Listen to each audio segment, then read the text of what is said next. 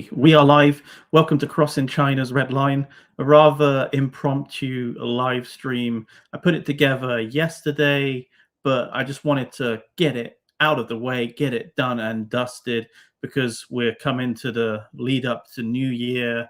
Obviously, I'm not going to be able to do a live stream on Thursday because that is New Year's Day, and that is going to be the rest and recover hangover day, probably. So I figured I'll do it now. I'm not expecting anybody to come on into the chat. I'm just going to get on with it. If anybody comes in, then, we'll see. We'll see. But yeah, because of the rather impromptu nature of this live stream, I highly doubt that anybody's even going to notice that this live stream is even happening. So I guess you all have to watch the reruns. Never mind. I hope everybody had a great Christmas, by the way. I had a really fantastic Christmas. I got myself a Nintendo Switch 2, and I've been playing that a lot over the last couple of days. It was a great Christmas, saw family, ate a lot of good food, but ate a little bit too much, and now I just feel really bloated and just ready for the new year, ready for 2026. 2026 is coming soon, and I can't wait. It's going to be amazing. Oh, wow, we've got some people in the chat. Okay, how's it going, Juan and Barry? Nice to see you guys. Thank you for joining today. I'm sorry that it's last minute random live stream, but yeah. Anyway, let's get on with it. We've got quite a little bit to cover, so quite a little bit. We've got quite a lot to cover, should I say. So let's crack on. Let me just get this up on my screen. Oh, it's been a while. It has been a while since I've done one of these live streams. It's going to take me a second just to get this done. Sorry, guys. Just bear with me. Oh, here it is. Well, it was that easy. Okay. Let's just show it on the screen. I hope everybody can see this. So, of course, we are going to talk about the horrible attack that happened in Taipei, Taiwan. But before that, we've got some other things to cover on today's stream. So I got a funny one to start off with. Let's have a look at this. Okay, so this is a tweet from Mao Ning, who works for the Ministry of Foreign Affairs in China. She's kind of supposed to be a diplomat. She talks about everything that's going on in China to a foreign audience, to the foreign press. And for some reason, she has a Twitter or X account, because this is a post from her X account. For some reason, she has one, even though it's blocked in China. The average Chinese person can't use Twitter, but yeah, it's perfectly fine for the government to have one. The hypocrisy is off the scale, right? But anyway, so we have Mao Ning, or as I call her, Moaning, because she's always moaning. And here's what she posted. Peak hours in Jinan, Shandong, drivers nailed textbook zipper merging, taking turns to switch lanes in a smooth, orderly flow. So this is what she posted, and have a look. This is the video that accompanied her post. I added the clown music, by the way, because it's clownish. Have a look.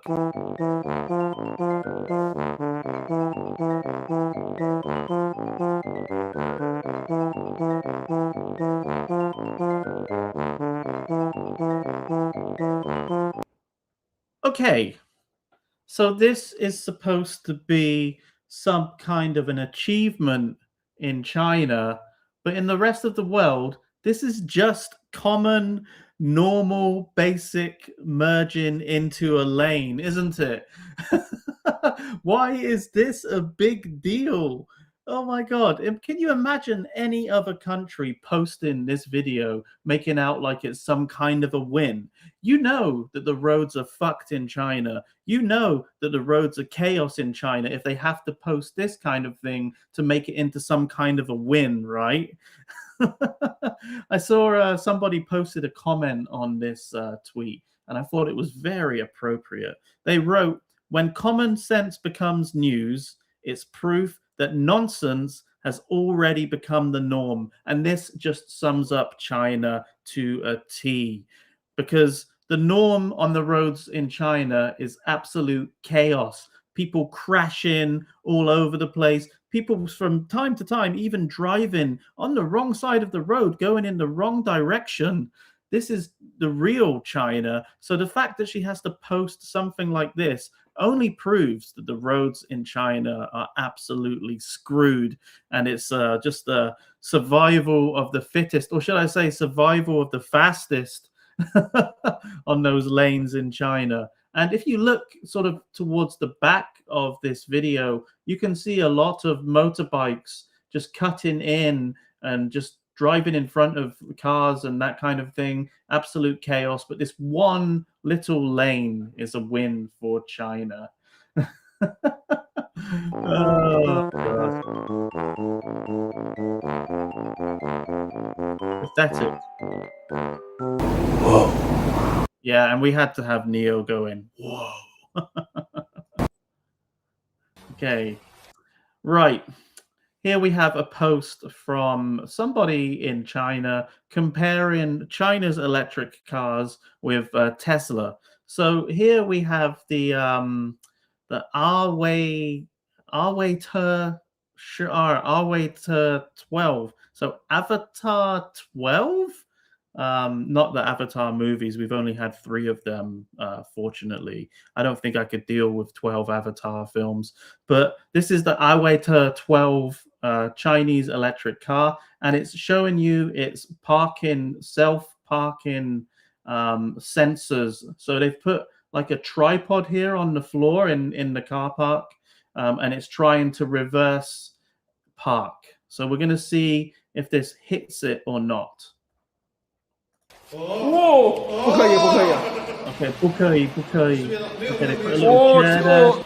Oh, and 大家不要眨眼。Okay, so next we have the Xiaomi SU7. Xiaomi is another Chinese brand. Okay, predominantly they make mobile phones and other sort of like gadgets, I guess you could say. You know, I once had a Xiaomi speaker and a hard drive. I even had one of their phones at one point, but they've branched off into making electric cars. So let's see what the sensor is like on this one. Is it going to run it over? 不要眨眼。哦，不行不行，好好，这个不行不行。Okay, now it's going to try the little chair. 你挡着我了。哦，碰着座位。All right, so complete and utter fail from the Chinese-made electric cars. And yeah, these things are getting shipped abroad. We're even getting a lot of them here in the UK as well. That is quite scary thinking about that.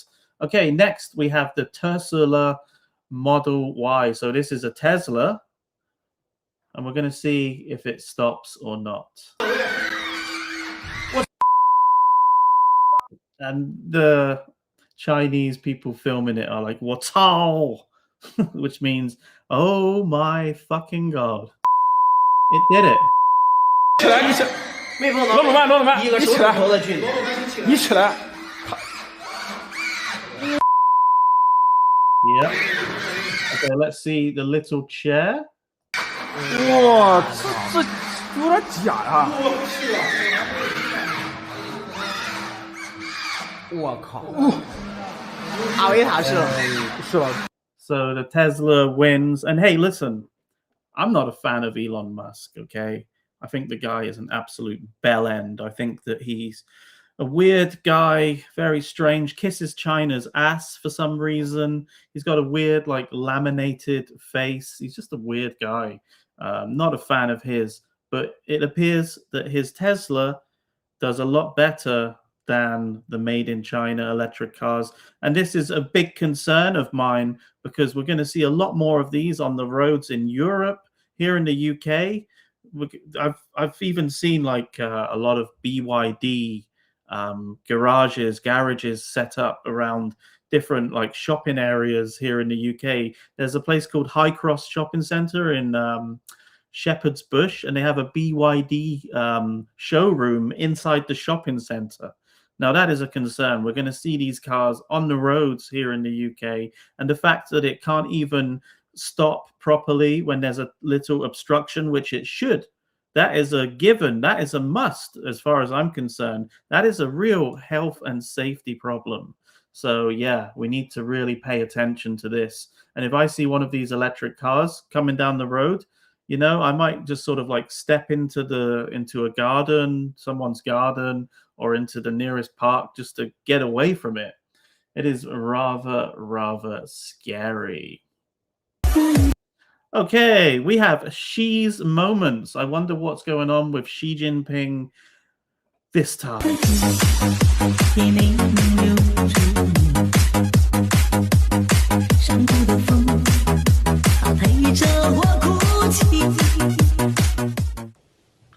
Okay, so Xi's moments. Let's have a look at what a glorious leader has said this time on his Twitter account. This is a Twitter account. That's right. It's an X account. Another one of Elon Musk, the bell ends things that he's changed for the worse, in my opinion. But this is Xi's moments. And he says, if we fail to lead by example, others will neither trust nor follow us. Whoa. Some real words of wisdom there from Xi Jinping, the main man with the plan. Actually, he has no plan at all. He's just another dictator. He can do whatever he wants, say whatever he wants, and people will just lap it up and follow him. We've seen it many times before. So here he is. 我在北京。 Okay, so what was that quote again? 北京。 If we fail to lead by example, others will neither trust nor follow us. So let's see an example of them leading by example.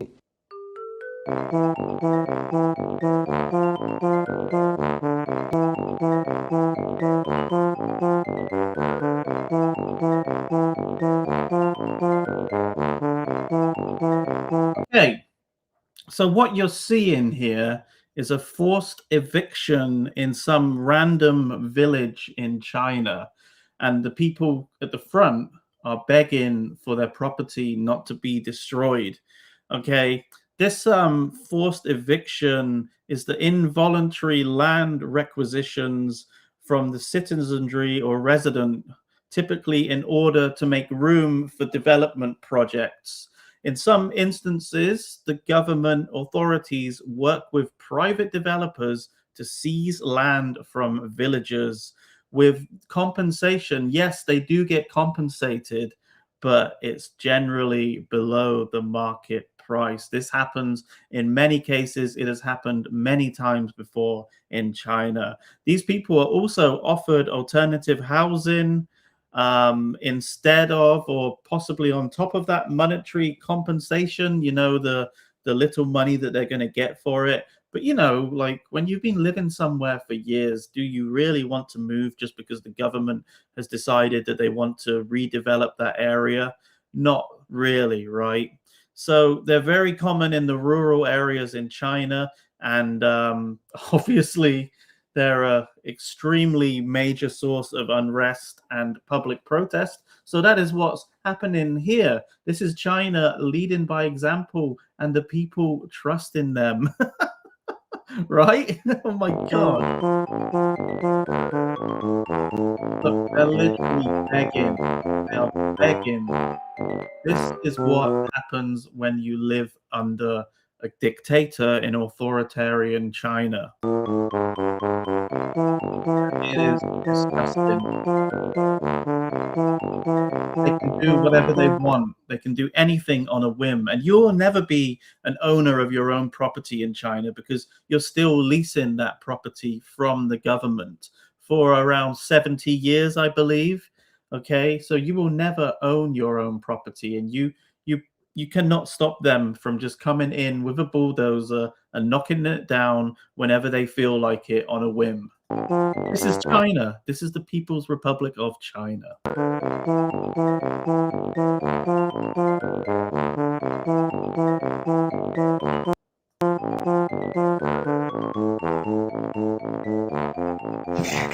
Is why you fail.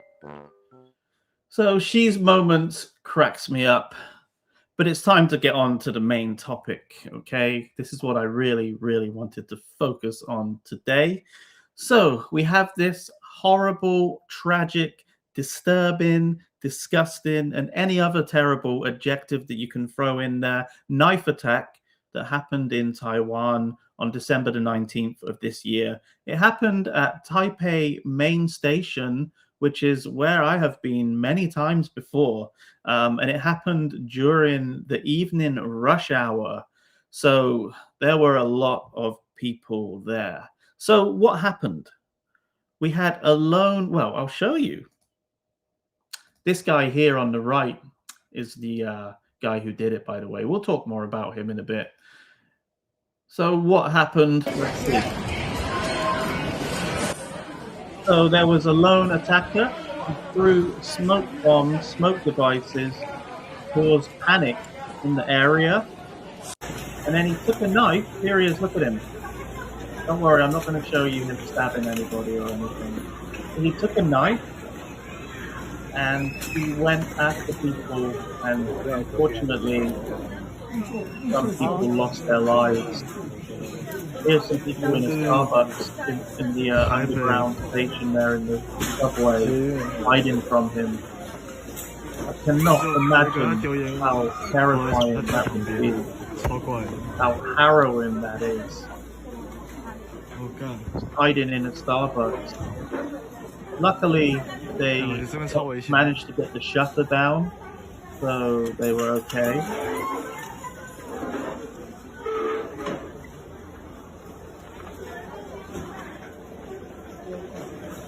Hey guys, I know it's an old story, but we kind of have a point for talking about it, so just stay with me, okay?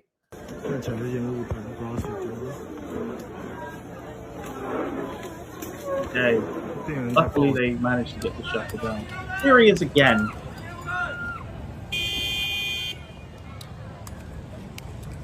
Throwing smoke bombs with his knife.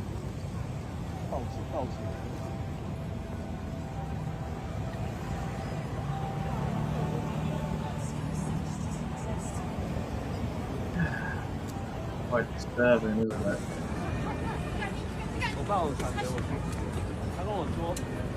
Imagine seeing this guy coming towards you. Wow. Shocking. So here are his smoke devices that he threw.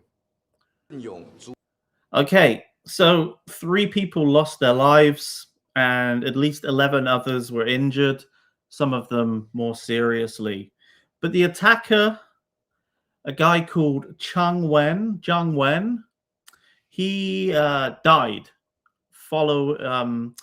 Apparently he was fleeing the police and he fell from a building and died. Thankfully, his life is over. This guy doesn't deserve to live, as far as I'm concerned. So yeah, anyway, his name was Zhang Wen, and he acted alone. And obviously, the police have ruled out any sort of like terrorism as a motive. There's no evidence at all linking his actions to anything political, ideological, or religious. So far, anyway. He's just some crazy mental dude who flipped out. Reports did indicate that he had a prior criminal record and outstanding warrants, including one for evading compulsory military service. Maybe if he did the military service, he might have learned that running around with a knife in a public area isn't a good thing to do. What an absolute psychopath. Okay, so the police responded well. They locked down transit hubs, they evacuated stations, and they launched their manhunt. And security was increased citywide, especially at the MRT stations, obviously, and public events. And officials are currently right now reviewing public safety and rapid response measures. And we even had Lai Ching-te, who is the president of Taiwan, make a comment about it, thanking the people for obstructing the perpetrators' attack, saving people from harm. He's saying their bravery is commendable. On Saturday, President Lai visited those who were injured. He even went to visit the victims in hospital. The president was briefed on each patient's condition and those who died in hospital. At one hospital, he said increased safety is a priority during this time. 一定要加强部署警力，而且快打部队。一旦有事情发生的时候，能够及时发挥功能，让民众可以得到保护。Okay, let's just get it back to the image of the attacker. Where's that one where he's kneeling down with a knife? Yeah, that's the image. Fucking hell. Scary, scary, scary. Okay, so why am I even talking about this? Well, it's raised a lot of questions about safety in Taiwan. And I can tell you, this is a very, very rare occurrence in Taiwan. You hardly ever see stuff like this. Man, like I did look up like previous knife attacks in Taiwan, and I think that there's only been a handful of them.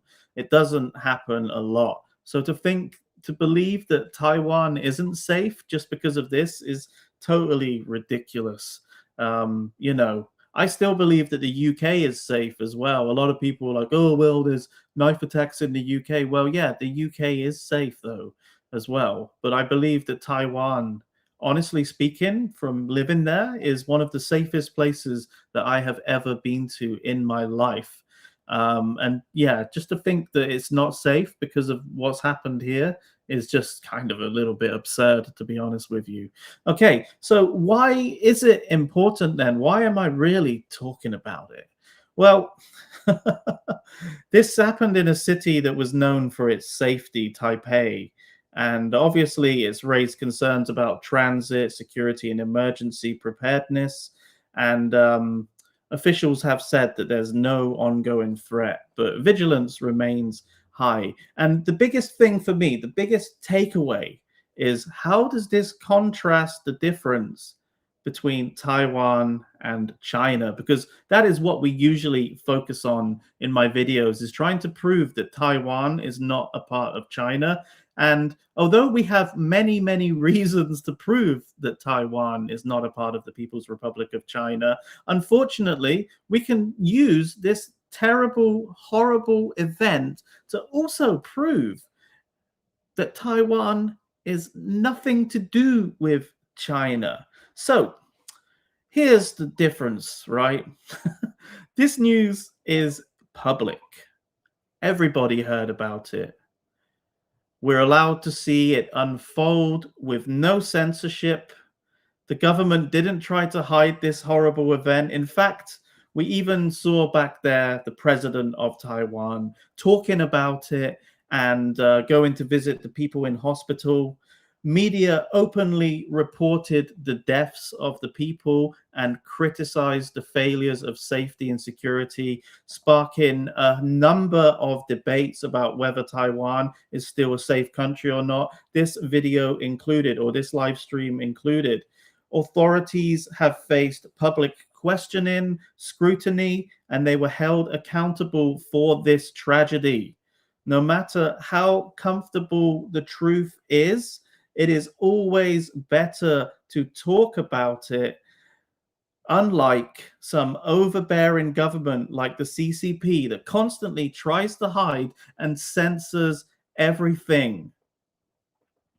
You can believe this, all right? And I'm telling you this, that if a similar thing happened in China, you probably wouldn't even hear about it. You definitely wouldn't hear about it from the government and in Chinese state media. It would take some kind of leak or somebody, a foreigner there posting, or a Chinese dissident posting about it for us to even know about it. So this kind of openness from Taiwan is not a weakness at all. It's accountability. Because in China, there are lots of knife attacks and they happen regularly at schools, train stations, public squares, you name it.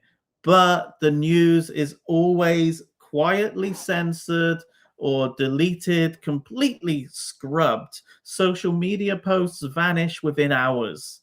Victims are reduced to statistics or they're not even acknowledged at all. The public is denied the ability to ask why or how this happened so then they can prevent it next time. And this is wrong. This is extremely wrong because censorship, it doesn't protect the people. It only protects the state, doesn't it? Hiding the violence doesn't stop it. It only protects officials and the government from any blame. No transparency equals no accountability. If attacks can't be discussed, then obviously security failures cannot be corrected. So suppressing truth treats every citizen like they are a threat. And it's pretty sad, isn't it, that there's a system like this in the CCP where they just assume that the regular citizen cannot handle reality. So it controls all of the information instead of fixing the problems. And that is a huge difference between Taiwan and China. And it completely proves that they're completely different places because of the way the government and the people handle these situations and the way that they deal with it. China fears its citizens knowing about it, and Taiwan believes that public scrutiny strengthens society, which it does. And China thinks that it weakens society, and it can only weaken control as well. And it's rather pathetic. So the difference, Taiwan shows that a free society can confront tragedy openly and learn from the problems in their society. But China just believes that an authoritarian system should hide anything that happens rather than answer for it. And that difference matters. So Taiwan is not a part of China. And hopefully Taipei will recover from this horrible tragedy. And my heart goes out to all of the victims and everybody that had to deal with that awful thing that happened in Taipei. Okay, let's move on. Let's move on. So, remember to ignore the troll. Do we have a troll? Do we have a troll? If we have a troll, I can't see them. Oh well, never mind. Anyway, let's move on, folks. We've got a couple of more things to talk about today. 阻止跟建立 Today was brief. we've 部 seen 队 this. 民众诞生的上海发生的时候，能够让民众可以得到保护。 Okay, here we go.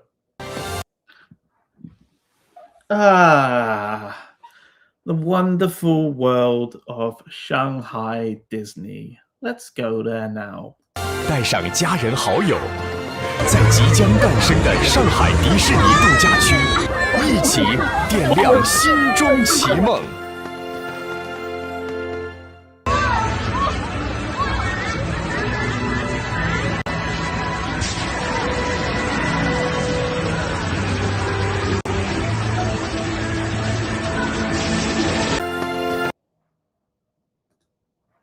You're a Wu Mao. All right. Welcome, Wu Mao. Anyways, here is Shanghai Disney. and there was like some kind of a parade going on, and a massive fight broke out. So I thought it would be quite amusing to juxtapose these images of the commercial with the people fighting. It was quite amusing. It was quite amusing to see this, and because I have had some experience in Shanghai Disney, I thought it would be interesting to tell you guys about it. So here I am in front of the Disney castle in Shanghai Disney. Apparently it's the biggest one of its kind.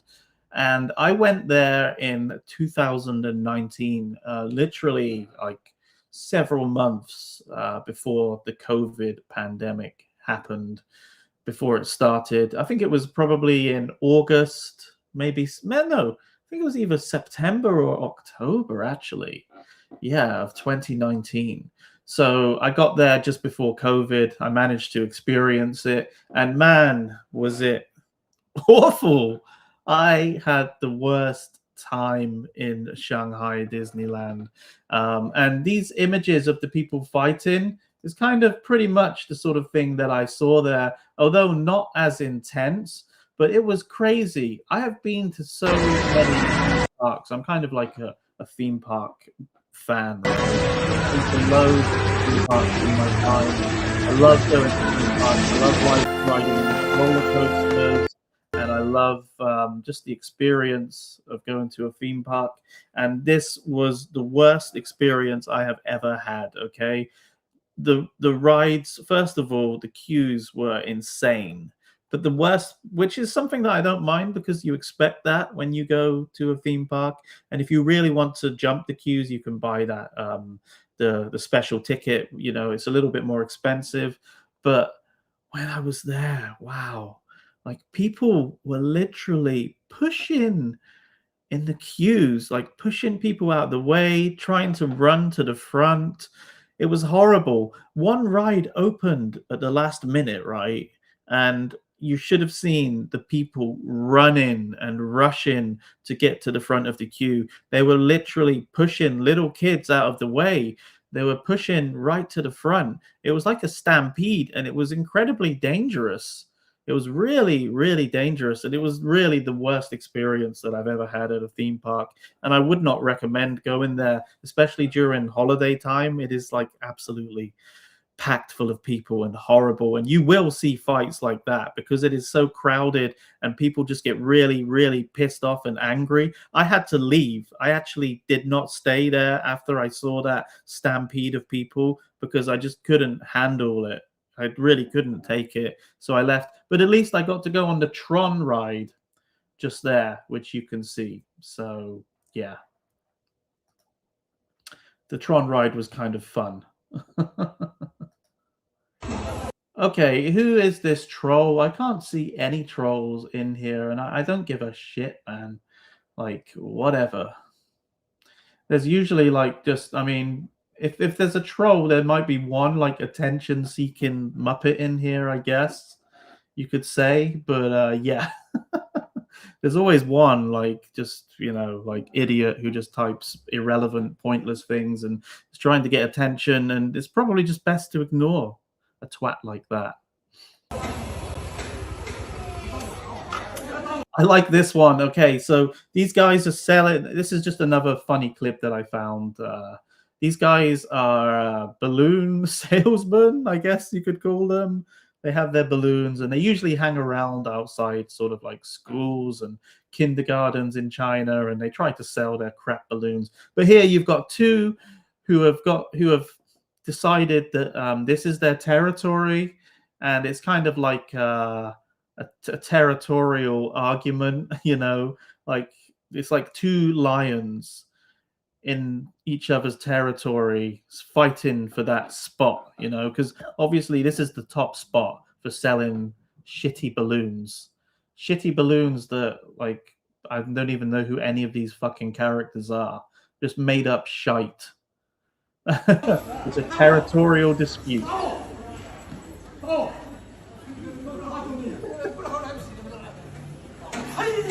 That on him. Balloon Wars. Yes. 美国、日本、韩国。 Okay, this one, I just wanted to play it. I don't really, I can translate it for you, but we don't need to talk about it so much. You can just hear. Okay, so the first question, they're asking people in China, by the way, these questions. And the first question is America, Japan, or Korea, which country do you hate the most?